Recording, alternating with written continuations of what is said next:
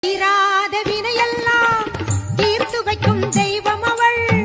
போராடும் பாவங்களை பரந்தோடு செய்பவளாம். திருச்சாம்பல் அணிந்தோரை திடமுடனே காப்பவளாம். திருமாலின் சோதரியாம் கருணாக ரூபிணியாம்.